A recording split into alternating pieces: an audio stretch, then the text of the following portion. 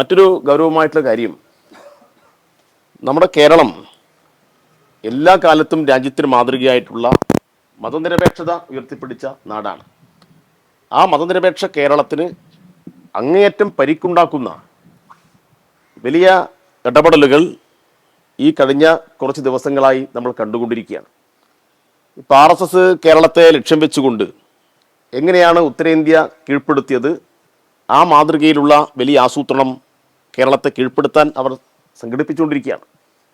ഇതിലിപ്പോൾ ഒടുവിലുണ്ടായിട്ടുള്ള കാര്യം, ഇപ്പോൾ UDFൻ്റെ ഭാഗമായിട്ട് ആര് മുഖ്യമന്ത്രി ആവണം, ആ UDFിലെ ഏതെല്ലാം ഘടകകക്ഷികളോട് അഭിപ്രായങ്ങൾ ചോദിക്കണം എന്നെല്ലാം അവരുടെ കാര്യമാണ്. അങ്ങനെ തീരുമാനിക്കപ്പെട്ട കാര്യത്തെ മുൻനിർത്തിയിട്ട് BJPയും അതുപോലെ തന്നെ കേരളത്തിൽ വർഗീയത പ്രചരിപ്പിക്കുന്ന ചില തൽപര കക്ഷികളെല്ലാം കൂടി ചേർന്ന് വലിയ പ്രചാരവേല ആരംഭിച്ചിട്ടുണ്ട്. അത്തരം പ്രചാരവേലക്ക് ശക്തമായ മറുപടി കൊടുക്കാൻ കോൺഗ്രസ് എന്തുകൊണ്ട് തയ്യാറാവുന്നില്ല എന്ന ഒരു ചോദ്യം കൂടി ഇവിടെ ഉയരുകയാണ്. ഇവിടെ ഇപ്പോൾ പല സ്ഥലത്തും ചേരിതിരിഞ്ഞ് കോലം കത്തിക്കുന്നു.